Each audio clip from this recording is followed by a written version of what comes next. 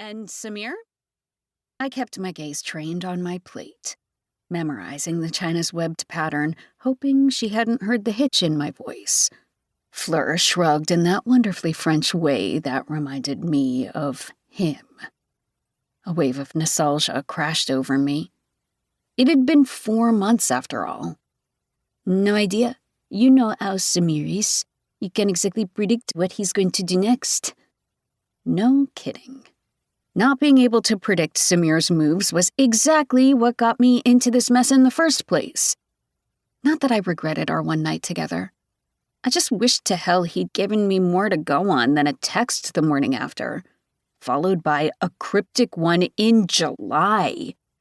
Even worse, there hadn't even been a chance for me to casually interact with him online. Trust me to hook up with the one guy who seemed allergic to social media. I tucked a loose strand of hair behind my ear, not bothering to resist the urge to smooth down any stray flyaways. My hair was just the tip of the iceberg. Brand new black sandals adorned my feet, their height more aptly suited to a nightclub than a university cafeteria. Relentless workouts at the gym, combined with endless overtime hours, had squeezed my curvy 5'4" frame into a pair of designer jeans so expensive, I'd been too afraid to eat for fear of spilling.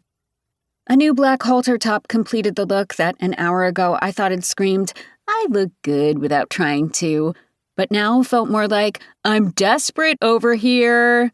Maggie! I jerked my head up. Fleur stared back at me, an annoyed expression on her face. Sorry, I mumbled, my cheeks heating. What is up with you? Her tone was a mix of concern and petulance. Classic Fleur. For the millionth time, I wanted to tell her. Last semester, on my last night in London, I lost my virginity to your cousin, and I can't stop thinking about it, or him. I wanted to confide in Fleur, but if I did, I wasn't just admitting to a one-night stand. It was so much worse. Yeah, he was still with his girlfriend when it happened. No, I don't know if they're still together.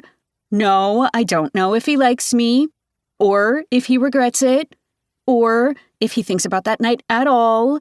No, we haven't talked in 124 days, save for 2 texts, but who's counting? I'm sorry, I think I'm just jet-lagged. That at least wasn't completely a lie. My flight from Charlotte to London had been particularly brutal.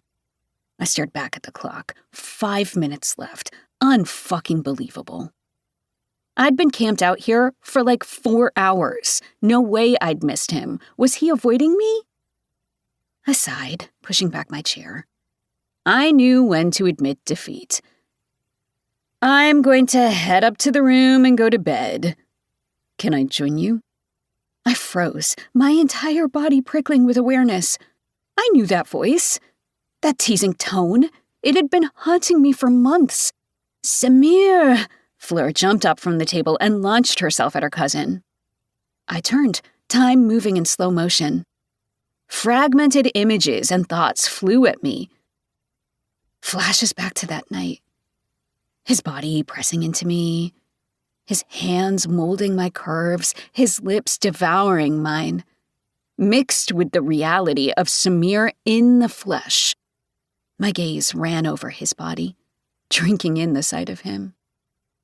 He'd cut his hair. The black curls I'd once run my fingers through were shorter now. The skin I'd kissed, tasted on my tongue, was a deeper tan. Whatever he'd done this summer, clearly he'd spent time in the sun. Impossibly, he looked better than I remembered. His shoulders looked broader, his body toned and hard. The memory of his naked flesh, his muscled chest, his abs.